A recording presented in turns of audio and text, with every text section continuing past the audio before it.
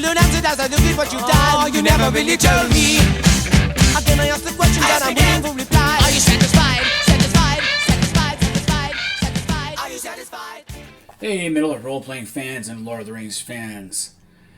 Welcome back to another review.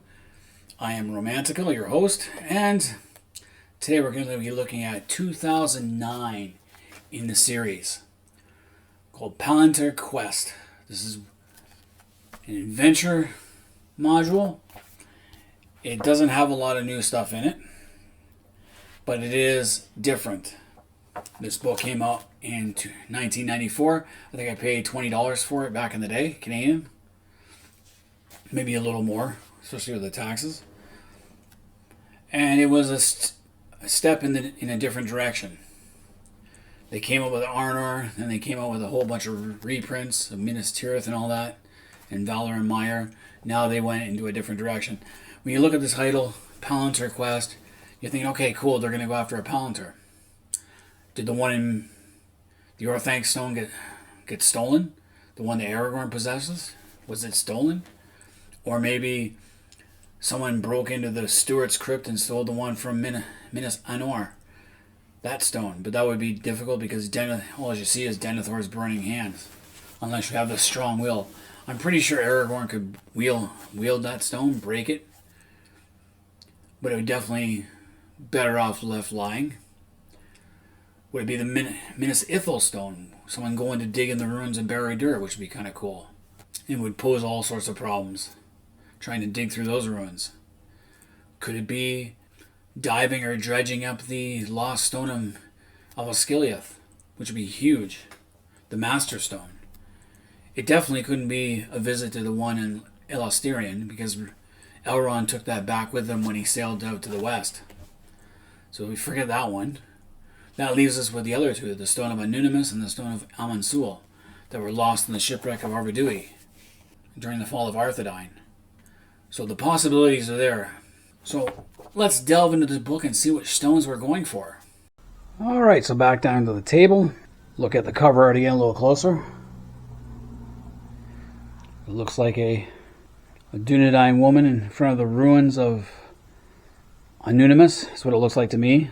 And there's a mist. Pretty cool picture. Not much in the inside cover, just a Palantir table of contents like always. The cover art is by David Martin, who's done a few. Got some guidelines, the adventure series. Now this was, again, the first one they tried with this. This isn't a ready-to-run adventure. This is a big one. So we go with the introduction, the history of the Palantir, and then an overview of the quest, the tale of the two stones that you're looking for. So you're basically looking for the stone of Amansul and the stone of Anunimus. So it gives the tale of the two stones and how they were lost. Arbadui lost them in the Forochel. The seer's tale. So Aragorn appoints his own high seer or royal seer, royal stone guardian, whatever you want to call it. And they got a guy named Tarquillin, and he's trying to figure out why he's getting all these strange shadowings when he focuses the Palantir of Orthanc northward, past Tharbad and up into towards Anunimus. They think that it's the work of another answering stone, not the one in Elostirion in the Tower Hills, because that one only looks west, does not look anywhere else. Which is kind of cool how the seventh Palantir worked. And it would be in Aragorn's best interest to try and find the two lost northern stones. It'd be a great put a stamp on the revival of Arnor. So Aragorn decides to send, because he can't go himself because he doesn't have time, so he decides to get a group of adventurers. Personally, I think he would have got his own rangers to do it, someone he knows and trusts. Possibly even the elves, the Sons of Elrond would have been great for this, because they're still kicking around in Middle-earth by this time. But the interested parties are the royal court, obviously. A guy named Talathan, who's a powerful magician hiding in Greenwood, the heart of Greenwood the Great. Highly doubt it because the elves are now there in force. Celeborn and Thranduil. So he wants to use his powers using trickery and espionage. The Losoth, they would keep it as something that came from the sea, something sacred. The Order of Journeyman Jugglers would love to have one of these. So thieves. So you got one evil entity wanting this, one neutral entity that just wants it to use it for the regular mischief. The Lost Author would be a neutral party. And then, of course, the Reunited Kingdom. Temporal setting, everything is going to be 4th Age. Of course, many of the locations are found in other books. And you get a nice little map of Gondor, Minas Tirith, and Anorian. So it does go into the City of Kings, a description in the 4th Age. Not much would have changed in the 4th Age with Minas Tirith except for they rebuilt the gates and that there would be more people there now. The population would have boomed. With Sauron's presence removed, the population would start to rebound as there's now more hope in the world. Although the Dunedain themselves would still decline as far as the Númenórean aspects of it. The long life. People of note would be King Elisar, obviously. Tarquillion, the Royal Seer. I hate this artwork they have for these guys. King Elisar looking like that. He looks like something out of Aquaman. Elgar, who is in touch with the evil guy Talathan. So then we have Lord Carindor, who is one of the companions of Aragorn, came from the north. He's one of the 30 Dunedain of the Grey Company. He's now a Lord Chancellor. Lady Gilloran, who is a widow from a mounted Dunedain. Don't know why she's important. So this is a really long adventure. You got setting the scene, starting the players, approaches to the city, journey through the streets. The game master has all these things they can talk about. So it starts off in Minas Tirith, obviously. Audience with Tarquillion, so he's going to get briefed on the mission, what you're looking for.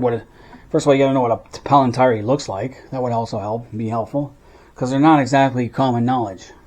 You're going to get aides. There's going to be a spy in the king's court, which is that one orphan chick.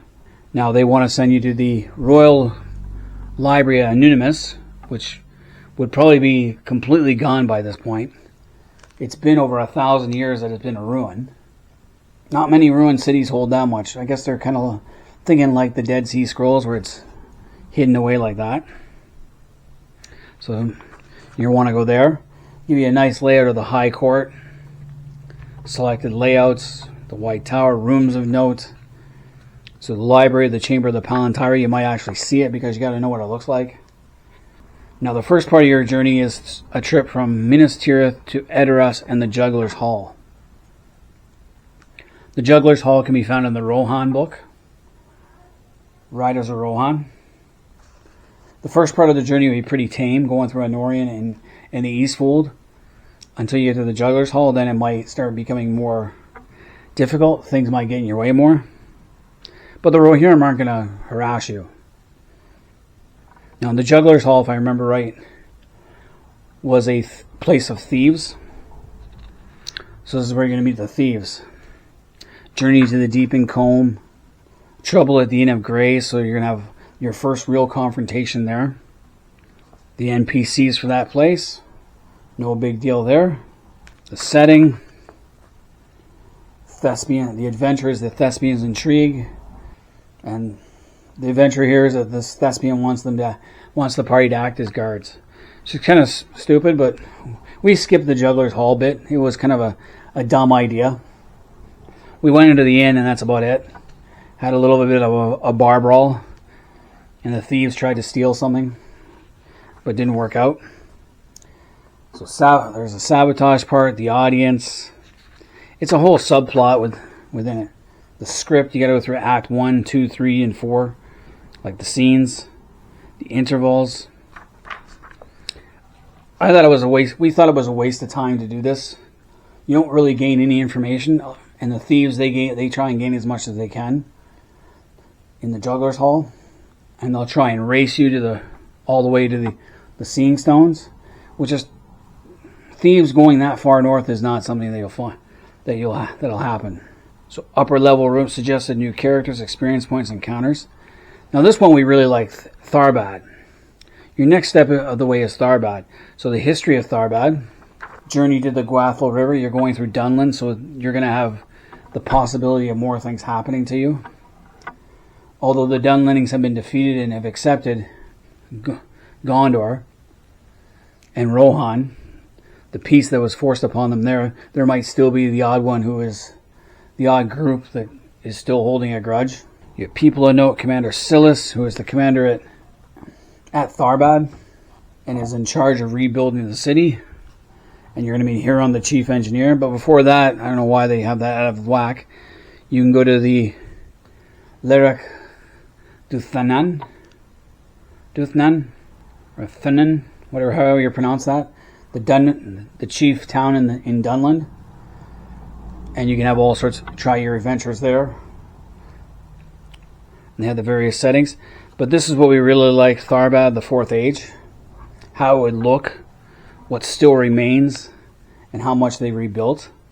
Because even though Aragorn claims the kingdom of Arnor, he still has to people it and rebuild it. Plus he has to rebuild after the War of the Ring. It just doesn't happen overnight. Aragorn doesn't even make his first trip north from Gondor until 16 years after the War of the Ring. You know, he's got to deal with rebuilding the gates at Minas Tirith, cleaning out the remaining evils in For Ithilien and starting South Ithilien. You know, Faramir is supposed to be the Prince of Ithilien, but he's got to claim it, clear it out. The northern part would probably be the easiest part to clear out, but the south has long been deserted by Gondor, so there's no real timeline. Tolkien never gives a timeline as to when things are done.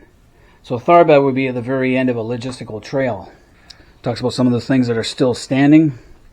So Tharbad, some structures would still survive because it's only been abandoned for a little over 100 years, when it was finally abandoned after some great flooding. But it's just a shadow of itself. But I like how they have the idea that some things survived and some things have been rebuilt. You're going to meet with the commander Killis and get what aid you can, but he's busy. All his resources are tied to rebuilding Tharbad and getting it open for seagoing ships. More game master notes like the enemy's moves. So this magician guy is trailing you. The thieves are probably trailing you. And then you go to the Royal Library of Old Arnor, the history of Anunimus, and Journey to Anunimus. So you get a map. You're going to go through Bree. You're going to basically follow the Greenway all the way up to Anunimus. You got Cry for Help from Bree to Anunimus, all sorts of things, trolls. You're going to stop in Bree. So getting a pint of ale of the Prancing Pony is always a good idea. You won't go to the Shire because Aragorn has decreed that no men can go there. More NPCs. Barrows. The Barrow-wights could be a place you might stop in. The ruins of Anunimus. I think Anunimus, because it's been abandoned since 1409, that there shouldn't be much left by this point. But they claim that you can still see outlines. You probably find foundations, kind of like you see in Libya with that one city of Severus' city. I forget the exact name. It's in Libya. You can still see parts of it. Or like Palmyra in Syria. The Royal Library, though I don't think much of it would be intact. Definitely not that well kept. There's going to be a troll camp in there. Buried lowest floor. So you go to lowest levels. There might still be some pillars standing. There wouldn't be any wood. Nothing made of wood or cloth would survive. Again, kind of like the Dead Sea Scrolls where they're really wrapped up tight and put in jars. So you go through that. The adventure in the ruins, obviously the trolls, any spells like wards to keep people away would be there. The Olafin of the Spell, that was kind of a dumb idea. So we never used that. We just fought off the trolls. Because time would erode many things. Again, Game Master notes, enemies' moves, experience points. Return to Tharbad, the docks of Tharbad. So now you got to go back. You found what you need. And you go back to Tharbad. Because you're going to need a boat. Because going overland to the Forochel is not a very good idea. So you get advice from the commander, more NPCs, sabotage. They're going to try and sabotage your mission. the docks of Tharbad, which are being slowly rebuilt. As soon as you get a boat, I don't think the evil mage can go with you. He'll wait for your return. And you're heading up to the Ice Bay of Forochel. You're heading up to the Ice Bay of Forochel. So you get the history of the bay, the journey to the bay, the route you'll take. You got to think of the time of year you're going. Going in the middle of the winter is never a good idea. And it does that. It has waves in that. Digression on the Isle of Himring, which is from the First Age Valyrian. So you could go visit Himring, which I think would be cool. Go through the old elven ruins. Now that would definitely not be much left, because that way you're talking like 5,000 years have passed since Himring was a thing. Arrival at the Ice Bay, you get a picture of your ship. Some more NPCs. Ghost of Uldor the Accursed from the First Age. He wasn't really much of a threat. The settings, the Even Star, the ruins of Himring. So you're going to so you can explore that fortress, which I think is cool. That's not what it would have looked like. When you get to the Forochel and the bay that you need, you're going to find the Palantir in a cave. The site of the Palantir and the chamber. Now you could put a bear in there. The Lostoth might not be too willing. So conflict in the bay. Like I say, you might meet a bear. Could meet snow trolls. Throw something like that in. A demon whale, not a possibility. So you return to civilization, survival in the waste, food, warmth, shelter, orientation, herbs. All in a day's journey. Yep, weather. Beasts to the forward with. White wolves, snow trolls, ice drakes. Didn't think of the ice drake. North bears, sea creatures. Got more NPCs, so someone's got to use the boat, and there's going to be Lostoth around. Now they do have an ice drake there. I can't remember if we fought the ice drake or not. You go to a Losadan village, a beast lair. So I think we did do the ice drake. Why, I don't know, just as something to do. Troll cave we did, snow trolls. Encounters in the frozen waste. Journey downriver, the Lostoth of Lhun. So this time, instead of taking your boat, because you might... So your boat, you can either get shipwrecked yourself and have to go overland, or you go back the way you came. And you have a choice. You can either go down the Lhun and get to Calarnan,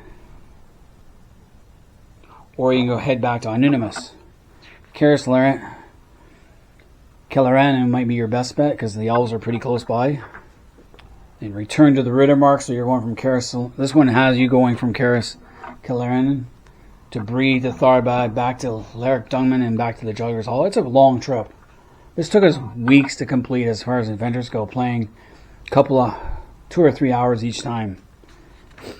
Took a long time. More NPCs, more settings. Back to the Jugger's Hall, which I wouldn't go to. I'd just go to Helm's Deep, spend the night there. Or back to Edoras. More ideas that you can have. Twists in the tail. So the thieves might steal the Palantir and run for the wold, and you have to chase them. Which never happened with us. The thieves completely avoided that part. Ups and downs, 4-day fight, having to deal with ruins and underground rivers in the wold. Harlequin's disappointment, the 4th tier, return to Minas Tirith, so the glassworks. So this is if you don't complete your mission and everything is stolen. So you go from the wold down to Minas Tirith. Now if the thieves did their job, then you have fake stones. Not the real seeing stones, which all you gotta do is a rudimentary look into the stones will tell you if you got the real ones or not. So if that happens, if they get the stones, you don't stop the thieves from running off with your seeing stones, then you just go to Minas Tirith. But if you have to, then you have to go back all the way up there to find it. Workshops, inquiries in the city. Then you're heading all the way to Lake Town for God knows why reason. We never did that. Lake Town was a separate adventure on our own. Past and present of Escaroth on the lake, which would have been rebuilt after the War of the Ring. When the Easterlings attacked King Brand, they would have sacked Long Lake. So journey to Long Lake. You could also stop at the Morannon if you want. And they have a picture of the Long Lake, the settings, the House of Rathmas Felmar. It's a whole story within a stories. Some of it you keep, some of it you don't. It depends what happens. It's kind of like choose your own adventure books, where you choose one thing, or something happens, then you can either go this way or that way. If you stop something, so this is where we didn't do. You got assassins trying to evade paying the fees, the tolls. Passage of the fakes. So you're going into the forest, into the Sarn Garrowing. Okay, this is in the Mirkwood book. NPCs, Talathan, the evil guy. He's using that one location that you can find in the Mirkwood book. You got a flat because you can elven tree forts because you'll probably meet elves now.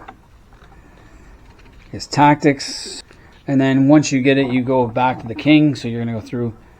You're basically going all over the place. This is gonna take like years. If you think about it. This isn't a quick journey. You're going back to Minas Tirith. Traders turn kidnappers. Ay. Never did that.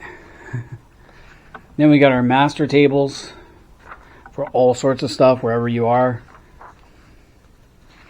Encounters again. Town and city encounters. Ocean encounters. Climate table for what month you're there, because this is going to take years. Timeline of events. You got the role master part. Master military table, which is what we liked.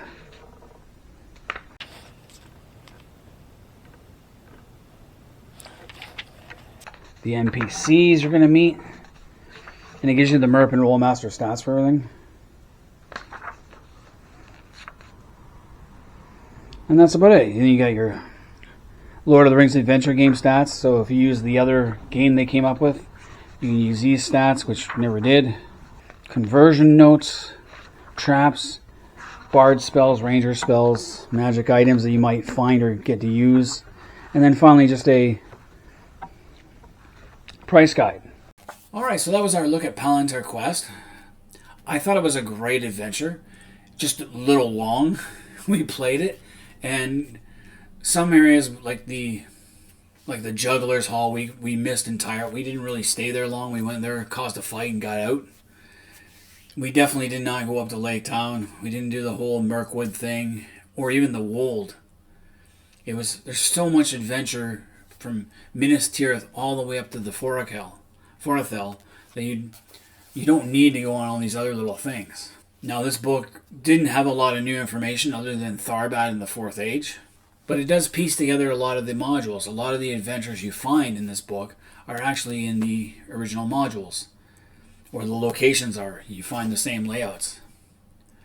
So obviously you start with the Minas Tirith book, then you move up into the Riders of Rohan book, then you're using the Dunlin book. Then you're going up and using Thieves of Tharbad, except for its fourth age.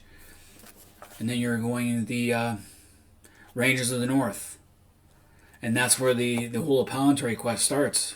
There's a little mini adventure there for finding the lost stones. So they just took that idea and they expanded it into all this stuff. So then you go back, obviously. You can do Bree and the Barrowdowns. You can do Ents of Fangorn Forest if you wanted to. And then you're going up into Lake Town and Northern and Southern Mirkwood, or the one Mirkwood book, using all the locations in there. So there is lots to do.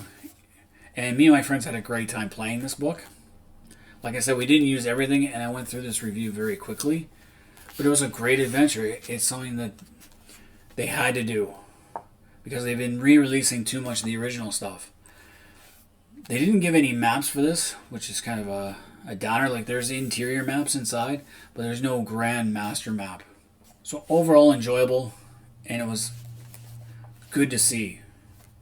And hopefully, though I already know, hindsight is amazing, but at the time I was hoping that the next couple of modules would be more on the same as this. But anyway, all you Middle-earth role-playing fans out there, let me know what you guys think. Do you guys have this book?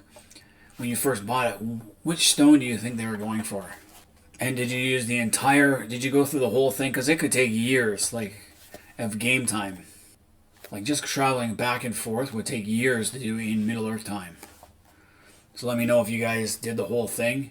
Leave comments in the comment section. Until next time, I'm Romantical. I'm out of here. The questions to learn answered as I look at what you've done. You never really told me. Again, I ask the question that I'm waiting for reply. Are you satisfied? Satisfied? Satisfied? Satisfied? Satisfied? Are you satisfied? Your crown is in the gutter, there's a lion on the throne. My feet are in the kingdom. Shadow cast the casting shadows, destroying what you know. Are you satisfied?